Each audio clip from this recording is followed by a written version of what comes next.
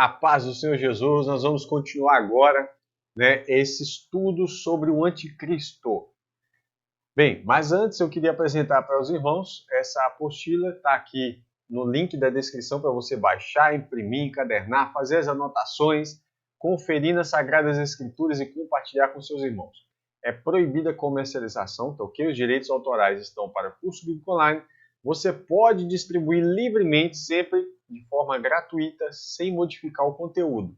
Precisou entrar em contato conosco, contato@cursobiblicoonline.com.br ou cursobiblicoonline@gmail. Tudo bem? Vamos lá. Bem, nós já vimos todas essas aulas. A primeira aula, sinais da vinda de Jesus. A segunda aula, o arrebatamento e a vinda de Cristo, fundamental. Terceira aula, quando ocorrerá a ressurreição dos santos. E também a quarta aula, as principais características do anticristo. Bem, essa aula de agora, ela é um complemento dessa quarta aula, tá? Sobre as principais características do anticristo. Nós vamos falar hoje sobre o seguinte tema: fará guerra contra os santos e vencerá. Uma aula de complemento. Vai fazer guerra contra os santos e vai vencer. Olha para os irmãos ver que coisa, né? Então, há muitas pessoas que dizem, não, mas a igreja não vai ser perseguida, não vai? Os santos aqui não é ninguém diferente daqueles que foram lavados, remidos, santificados pelo sangue do Cordeiro. E nós vamos ver isso claramente hoje, ok? Então, só um detalhe. O espírito do anticristo já está atuando no mundo desde todas as eras passadas. Não o homem do pecado. Esse que é chamado de anticristo, é o homem do pecado. Então, por isso, todos os bem-aventurados e santos farão parte da primeira ressurreição.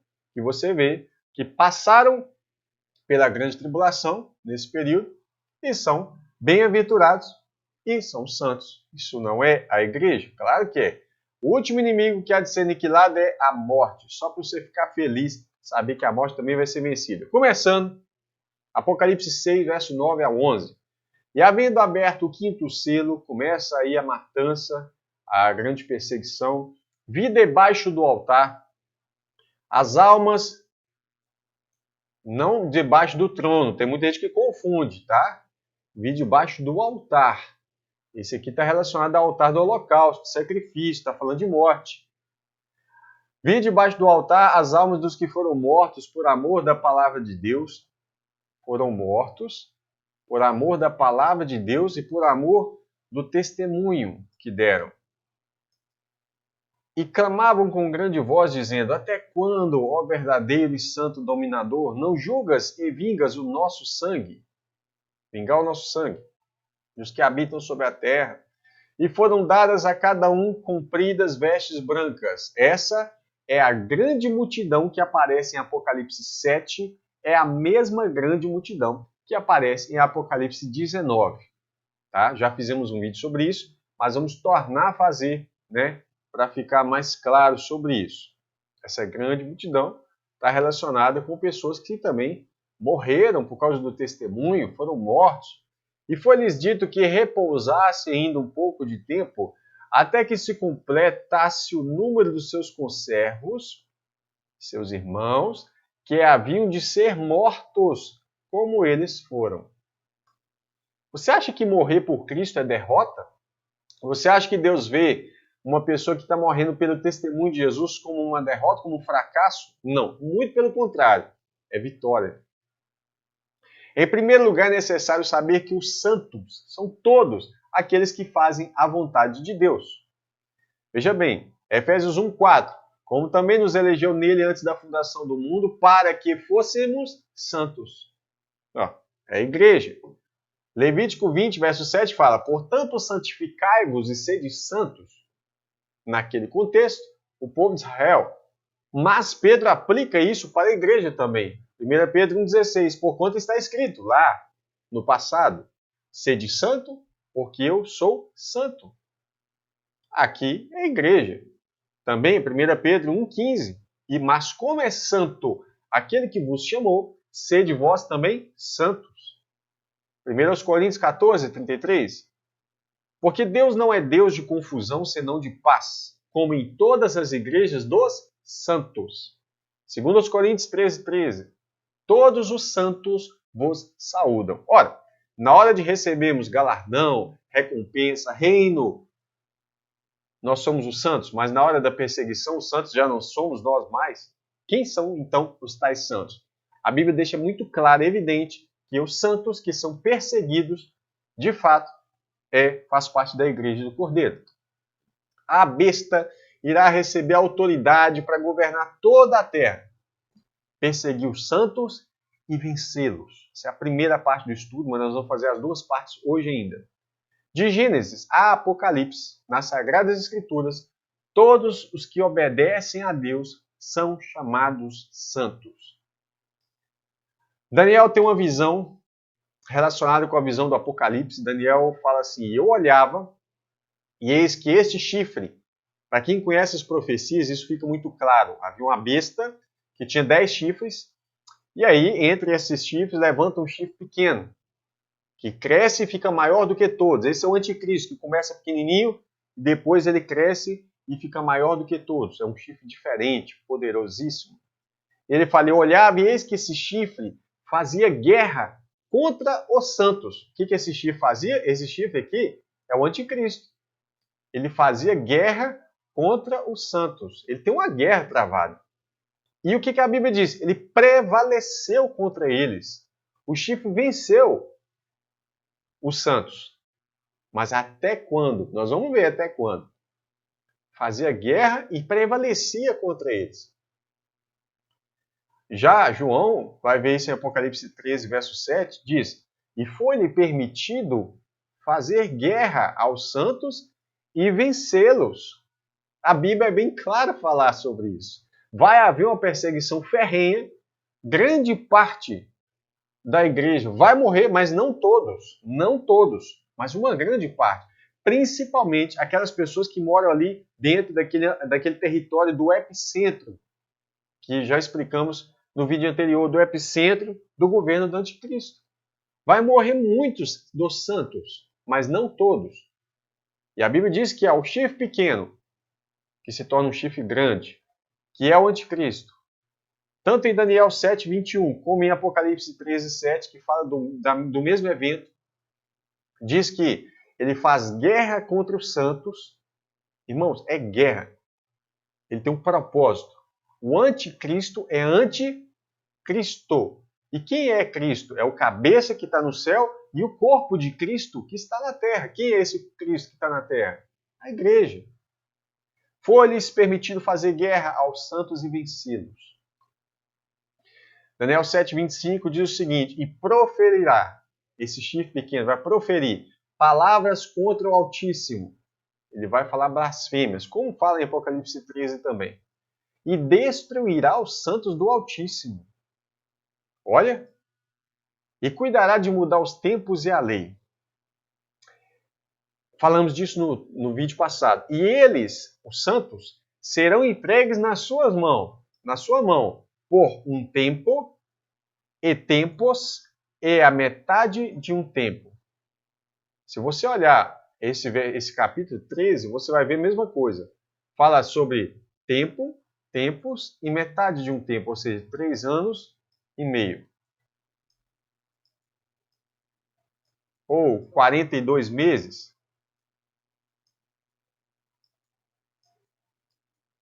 Ou pode ser tempo, tempos e metade de tempo. Tudo vai dar a mesma coisa. Tá ok? Então, qual é o período da perseguição? Qual é o período real daquilo que a gente chama de perseguição do anticristo? 3 anos e meio. Tempo, tempos e metade de um tempo. Então, irmãos, os santos, quem são? São aqueles que guardam os mandamentos de Deus, ou seja, obedecem a Deus. Os santos são aqueles que guardam a fé em Jesus Cristo, o testemunho. Mas a Bíblia fala, mas aquele que perseverar fiel até o fim, esse será salvo. Aqui está a paciência e a fé dos santos. Olha, Apocalipse 13:10. Espera aí, o que está falando o contexto? Fala que vai fazer guerra aos santos, vai vencê-los e vai acontecer uma grande perseguição no verso 7. No verso 10 vai falar o quê? É aqui que está a paciência ou a perseverança, porque aqui embaixo está a palavra hipomone, significa a mesma raiz das palavras perseverança e paciência. É a mesma palavra. Pode ter escrito paciência ou perseverança na sua Bíblia. É a mesma palavra. Mas aquele que perseverar até o fim, esse vai ser salvo. E aqui está a perseverança e a fé dos santos. Também aqui, aqui está a paciência, Apocalipse 14, 12. A paciência dos santos. Quem diz que a igreja não aparece em Apocalipse do capítulo 4 em diante? Quem são esses santos? Quem são os santos aqui? Qualquer teólogo pode tentar forçar a barra para jogar para outro grupo de pessoas, mas os santos é a igreja. Não existe outro grupo de santos. Aqui está a paciência dos santos. Aqui estão os que guardam os mandamentos de Deus e a fé em Jesus. Quem guarda a fé em Jesus? Quem são os santos que guardam a fé em Jesus? Quem guarda a fé em Cristo, senão os cristãos? Só para você entender, fica mais fácil. Está entendendo? Mateus 24, 14 diz, primeiro fala, aquele que perseverar até o fim, até a morte, esse será salvo. Aí no verso seguinte, verso 14, fala, e este não é outro, este é o evangelho do reino, porque o evangelho é só um, não existe evangelho do reino e evangelho da graça. Eu já expliquei isso num vídeo anterior, se você está com dúvida, digita aí, curso bíblico online, evangelho do reino, evangelho da graça. Não existe essa dicotomia de evangelho, só há um evangelho. Se alguém te anunciar outro evangelho, que seja anátema. E este evangelho do reino será pregado em todo o mundo em testemunho a todas as nações. Então virá o fim. Estou frisando a palavra testemunho aqui, você vai entender por quê. Apocalipse 1:7. E quando acabar o seu testemunho, a besta que sobe do abismo, o anticristo, lhes fará guerra e os vencerá e os matará. Deixa eu te perguntar, aqui está falando das duas testemunhas, tudo bem. Seriam apenas duas pessoas, literalmente, ou seria um povo? Por quê? Precisa fazer guerra contra duas pessoas? Só para você meditar, mas vamos lá. E o dragão irou-se contra a mulher e foi fazer guerra ao remanescente da sua semente. Quem é? Os que guardam os mandamentos de Deus e têm o testemunho de Jesus Cristo.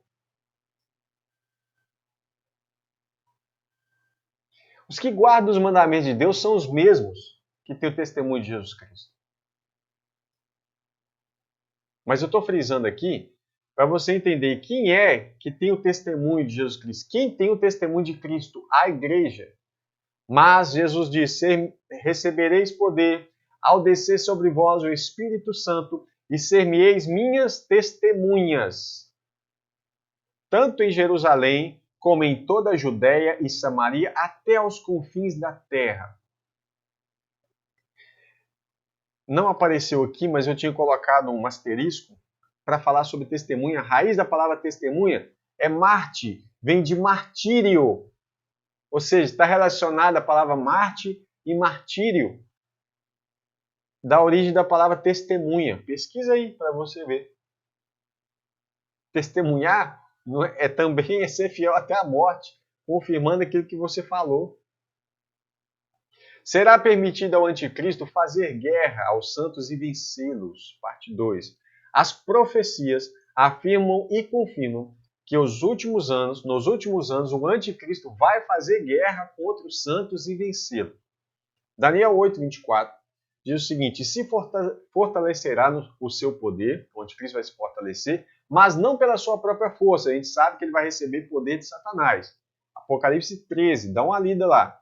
E destruirá maravilhosamente, e prosperará, e fará o que lhe aprouver, e destruirá os poderosos e o povo santo. Ah, varão, mas o povo santo aí não é a igreja não, né? Não, quem que é o povo santo que Pedro fala? Vós, porém, que é você e eu, sois raça eleita, sacerdócio real, a nação santa, povo de propriedade exclusiva de Deus, povo selecionado, povo santo, separado de Deus. Mas sabe o que vai acontecer no fim dos tempos? Ele vai destruir os poderosos e o povo santo. Não vem jogar isso aqui para judeu na carne, não, porque santo é aquele que está no Senhor Jesus. O tempo todo aqui está falando de testemunho de Cristo. A Bíblia fala que aquele que não tem o filho também não tem o pai. E quem é a nação santa? Se você perguntar a maioria das igrejas, quem é a nação santa, eles vão falar Israel. Só que a Bíblia diz que a nação santa é a igreja. A nação santa, o povo santo, é a igreja. Daniel 8:25. E pelo seu entendimento, o anticristo também fará prosperar o engano na sua mão. E o seu coração se engrandecerá e destruirá muitos que vivem em segurança e se levantará contra o príncipe dos príncipes, mas sem mão será quebrado. Vai ser com o sopro da boca de Jesus. Se levantará contra o príncipe dos príncipes. Guarda isso, contra Cristo. E este rei, Daniel 11, o anticristo. Ah, pastor, mas lá fala do rei do sul e o rei do norte, está se referindo ao rei da Síria e o rei do Egito naquele contexto.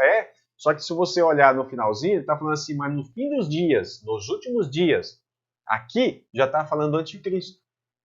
E este rei, o anticristo, fará conforme a sua vontade, e levantar-se-á e engrandecer-se-á sobre todo Deus, e contra o Deus dos deuses falará coisas espantosas e será próspero até que a ira se complete. Porque aquilo que está determinado será feito. Ele vai fazer isso até chegar o momento em que a ordem de Deus desça sobre ele. E aí aqui falou que ele vai se levantar contra Deus, não é isso? Está se levantando contra Deus. Segundo as Tessalonicenses 2, vai falar que a vinda de Cristo e o arrebatamento não vai acontecer sem que antes se manifeste. Pode ler. O homem do pecado tem que se manifestar, o anticristo ser manifesto, evidente. O filho da perdição, o qual se opõe. Primeiro, antes da vinda de Jesus e do arrebatamento, tem que acontecer uma grande apostasia, as pessoas se apartarem da fé, muitas pessoas, como já começou a acontecer. E se manifeste, fica evidente o homem do pecado. Quem é o anticristo? E aí fala, se manifeste o homem do pecado, o filho da perdição, que ele vai para a perdição, o qual se opõe, ele é inimigo, e se levanta contra tudo que se chama Deus ou se adora, de modo que o anticristo se assentará como Deus no templo de Deus, querendo parecer Deus. Então ele vai se opor a qualquer tipo de divindade e tentar se colocar como Deus Todo-Poderoso. Daniel 7:11. Então estive olhando por causa da voz das grandes palavras que o chifre, esse chifre pequeno, o anticristo, proferia. Estive olhando até que, voz das grandes palavras. A Bíblia fala aqui, em Apocalipse 13, fala que ele vai proferir grandes coisas, vai falar palavras de blasfêmias. E o chifre está falando, proferindo essas palavras, e Daniel fala, eu estive olhando até que o animal foi morto, que é a besta, e o seu corpo desfeito e entregue para ser queimado pelo fogo. Olha o destino do anticristo aqui. Apocalipse 19:20. E a besta foi presa, e com ela o falso profeta, que diante dela fizeram os sinais, com que enganou os que receberam o sinal da besta e adoraram a sua imagem. Estes dois foram lançados vivos no lago de fogo, que arde com enxofre, queimado pelo fogo. Está aqui, do lago de fogo. A derrota do anticristo acontece no mesmo contexto onde ocorre a ressurreição, que é o arrebatamento, né? E o arrebatamento dos salvos. Ou seja, a ressurreição para o arrebatamento. A ressurreição não é a mesma coisa que arrebatamento, óbvio que não. Então Jesus vem nas nuvens, os que morrerem em Cristo ressuscitam primeiro, com os corpos transformados. Quem está vivo tem o corpo transformado no abrir e fechar de olhos. E nesse momento é onde vai acontecer, no mesmo período, acontece a derrota do anticristo. Você vai ver isso aqui. Daniel 7:21. Eu olhava, e eis que esse chifre, que é o anticristo, fazia guerra contra os santos e prevaleceu contra eles. Verso 22. Até quando? Até que veio o ancião de dias e fez justiça aos santos do Altíssimo. Lembra que eles estavam clamando, pedindo: ó Senhor, até quando não faz justiça e julga o nosso sangue? Chegou o tempo. E aí a Bíblia fala: e chegou o tempo em que os santos possuíram o reino. Quem são esses que vão possuir o reino? Ah, pastor, mas agora esses santos que vão possuir o reino somos nós. Ah, é? Pois bem, esses santos estavam sendo perseguidos no verso anterior e a gente tentando falar que não, esses santos aí é um outro grupo de pessoa. Isso não é nós, não. Alguns vão chegar ao absurdo de falar que esses santos são os desviados que foram deixados para trás, que agora se tornam tão fiéis até a morte, né? Absurdo isso. Chegou o tempo em que os santos, que estavam sendo perseguidos e mortos, possuíram o reino. Versos posteriores, 25 e 27. E proferirá palavras contra o Altíssimo, o anticristo. Vai proferir palavra contra Deus. E destruirá os santos do Altíssimo, e cuidará de mudar os tempos e a lei. E eles, os santos, serão entregues na sua mão, por um tempo, tempos e a metade de um tempo, 42 meses, ou 3 anos e meio. Mas o juízo será estabelecido e eles tirarão o seu domínio. Os santos vão tirar o domínio do anticristo, para o destruir e para o desfazer até o fim. E o reino, e o domínio, e a majestade dos reinos debaixo de todo o céu, são os reinos da terra, para iniciar o milênio, serão dados ao povo dos santos do Altíssimo. Então, os reinos debaixo de todo o céu vão ser dados ao povo dos santos do Altíssimo. Ah, pastor, eu aprendi que o milênio vai ser lá no céu. Na playlist aqui tem um vídeo, mais à frente, tem um vídeo que está escrito o seguinte: milênio será na terra ou no céu? Ou milênio será no céu ou na terra? Não deixa de assistir, não.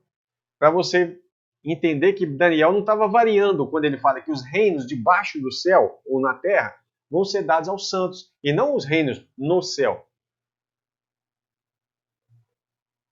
Serão dados aos santos do Altíssimo, e o seu reino será um reino eterno. E todos os domínios o servirão e lhe obedecerão. Já expliquei também que o milênio é apenas uma partícula do reino eterno de Cristo.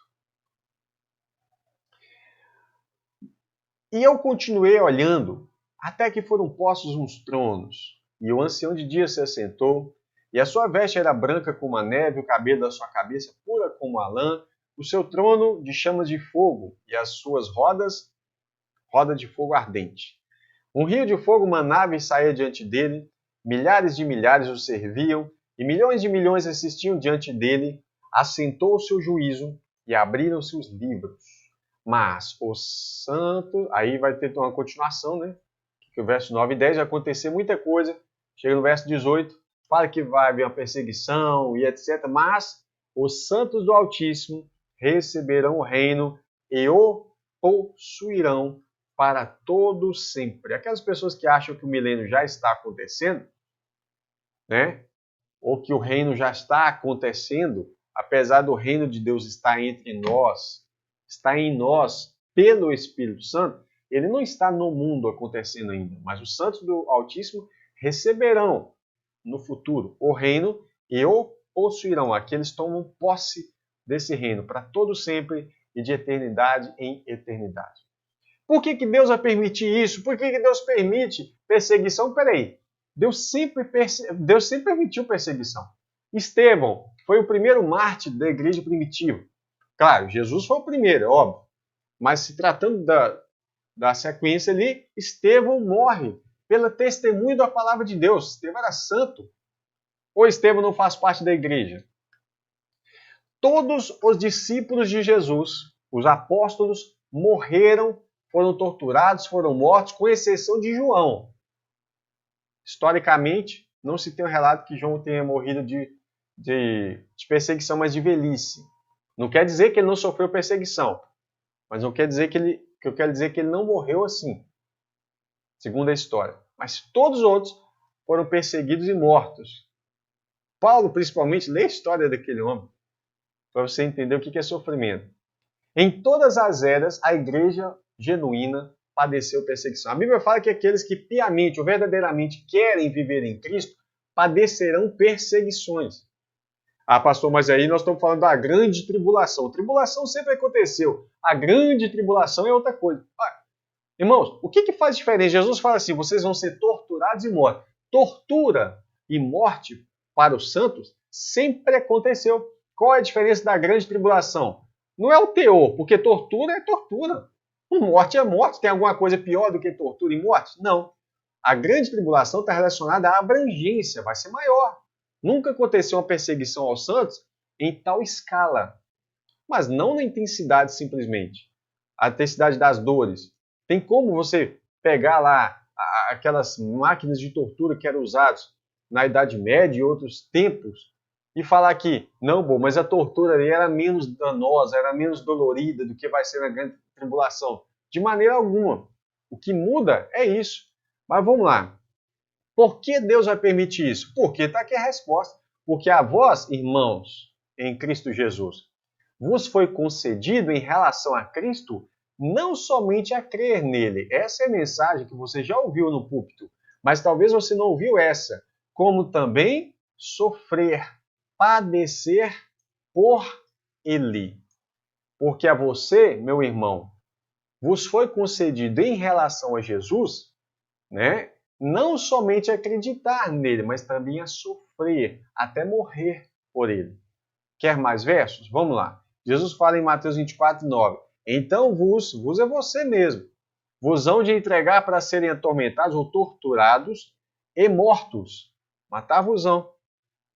E sereis odiados de todas as nações por causa do meu nome. Quem carrega o nome de Jesus? Não seriam os cristãos? Ou seja, a igreja de Jesus? Porque vocês vão ser torturados ou atormentados. Pode pegar outras traduções que você vai ver que aqui está falando de tortura e morte. Tem alguma coisa pior que isso?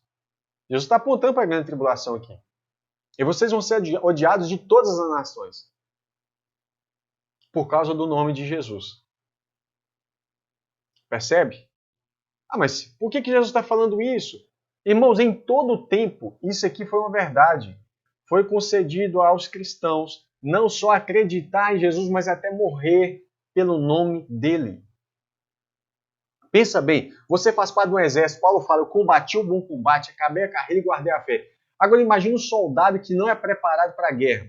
Um soldado, para ser preparado para a guerra, ele tem que estar disposto a morrer pela causa, morrer pela nação, pela pátria, morrer pela família, morrer pelo seu estado, morrer pela causa que aquele exército está. O general morreu por nós. E nós? Ah, não. Nós somos a noiva do Cordeiro. Ele não vai fazer isso com a sua noiva. Que argumento mais pífio. Argumento mais escapista. Sabe? Olha o que a Bíblia fala. Vamos continuar. Observe a promessa que o Senhor faz à igreja. Ser fiel até a morte e dar-te-ei a coroa da vida. Ser fiel até a morte. Não nega o nome de Jesus. Apocalipse 20, verso 4. E vi tronos e assentaram-se sobre eles, e foi-lhes dado o poder de julgar. Vi as almas daqueles que foram degolados pelo testemunho de Jesus. Poxa vida, o que é isso aqui? Opa! Degolados pelo testemunho. Quem tem o testemunho de Jesus? A igreja.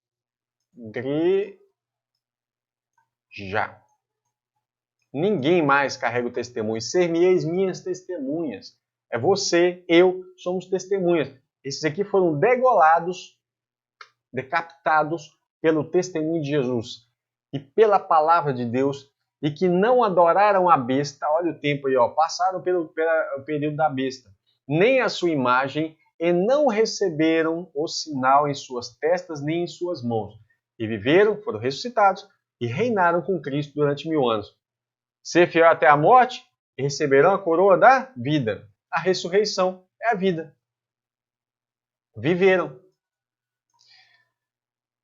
Apocalipse 7. E um dos anciãos me falou dizendo: estes que estão vestidos de vestes brancas, da grande multidão, quem são? E de onde vieram? E eu lhes disse: Senhor, tu sabes. E ele me diz: estes que estão vestidos de vestes brancas, na grande multidão, são os que vieram da grande tribulação, lavaram as suas vestes e as branquearam no sangue do Cordeiro. Isso é para jogar por terra aquela falácia de que, não, varão, nós vamos ser arrebatados antes do anticristo manifestar, antes da grande tribulação, e os que ficarem para trás vão ter que morrer e serem salvos pelo seu próprio sangue. Isso é uma blasfêmia. Quem morre em qualquer tempo e é salvo é pelo sangue do Cordeiro. Você fazer alguma coisa para você ser salvo pelo seu próprio sangue é anular a cruz. E esses aqui fazem parte da grande multidão. Fazem parte tudo do mesmo povo. Ou você acha que é uma pessoa que está disposta a morrer? Se você hoje, que diz ter o Espírito Santo, alguns dizem que o Espírito Santo vai ser tirado, né? Ou fazer uma interpretação completamente equivocada de 2 aos Tessalonicenses, capítulo 2, porque lá a palavra tirado ou removido não é removido e nem tirado no grego. A palavra ginomai não tem nada a ver com tirado e removido. Mas, enfim, vamos lá. Fala que a igreja vai ser tirada. Lá não existe a palavra tirado. Nem igreja vai ser tirada, nem Espírito Santo vai ser tirado. Nada vai ser tirado, pelo contrário. Mas, vamos lá. Aqui está acontecendo o seguinte. Eles dizem que essas pessoas são pessoas que foram deixadas para trás, que eram crentes relapsos ou pessoas que estavam desviadas, e de repente essas pessoas estão dispostas a até morrer pela causa de Cristo. Mas como assim? Se hoje eles morrem de medo de enfrentar o anticristo, de enfrentar a morte, aqueles que estão bambos, então, que estão fracos na fé, vão ser os grandes enfrentadores da besta? Seriam eles que carregam o testemunho de Jesus? Os santos? É claro que não. Olha aí. Visto que derramaram o sangue dos santos e dos profetas, também tu lhes deste o sangue a beber, porque disso são merecedores. E vi que a mulher estava embriagada do sangue dos santos e do sangue das testemunhas de Jesus. Oh, testemunhas de Jesus. E vendo eu, maravilhei-me com grande admiração. E nela se achou o sangue dos profetas e dos santos e de todos que foram mortos na terra, por causa do testemunho, é óbvio. E ouvi uma grande voz no céu que dizia: agora é chegada a salvação e a força, e o reino do nosso Deus, e o poder do seu Cristo, porque já o acusador dos nossos irmãos é derrubado, a qual diante do nosso Deus os acusava de dia e de noite. E eles o venceram pelo sangue do Cordeiro e pela palavra do seu testemunho, e não amaram as suas vidas até a morte. São os santos do Senhor. Observação: o anticristo fará guerra contra os santos, porém nem todos morrerão. Já expliquei isso no início. Muitos serão preservados até o último dia, que é o dia da ressurreição, para o arrebatamento e a transformação dos corpos. Não provarão a morte física. Ou seja, não é todo mundo que vai morrer. O pastor Rafael até fala isso no vídeo que está aqui no canal, se eu não me engano, Apocalipse 12, que ele fala sobre o remanescente que vai ser preservado, que vai ser perseguido. Apocalipse 12, está na playlist Apocalipse capítulo a capítulo. A morte dos santos em testemunho de Jesus é sinal de vitória. Ser fiel até o fim. Por quê? Paulo diz, para mim o viver é Cristo, o morrer é lucro, é ganho. O propósito de um servo de Deus, ou você vive para Jesus, ou então para que viver nesse mundo? Porque qualquer que quiser salvar a sua vida, Jesus fala, qualquer que quiser salvar a sua vida, vai perder a vida eterna. Mas qualquer que, por amor de mim, perder a sua vida, a salvará. Ser fiel até a morte, dar-te-ei a coroa da vida. Mas aquele que for fiel até o fim, esse será salvo. Aí aqui um testemunho de homens que já expuseram as suas vidas pelo nome do nosso Senhor Jesus Cristo. Esses são os homens de Deus. Igreja, Atos. Como está escrito, Paulo diz, por amor de ti, somos entregues à morte todo dia. Mas como assim? A igreja? Sim, os santos são entregues à morte. Está aqui, está escrito. Somos entregues à morte todo dia. Somos reputados. Qual que é a reputação nossa? Ovelhas que vão para o matadouro. Qual a sua defesa? Nenhuma, é só morrer. Se for pela causa do evangelho, isso é uma bênção. Mas em todas essas coisas, somos mais do que vencedores. Porque morrer em Cristo não é derrota. Por aquele que nos amou. Porque estou certo que nem a morte, nem a vida, nem os anjos, nem os principados, nem potestades, nem o presente, nem o que vai vir, nem a altura, nem a profundidade, nem alguma outra criatura nos poderá separar do amor de Deus. A morte não está te separando do amor de Deus, que está em Cristo Jesus, o nosso Senhor. Para refletir, para você refletir. Virá o tempo. Está escrito em João 16:2.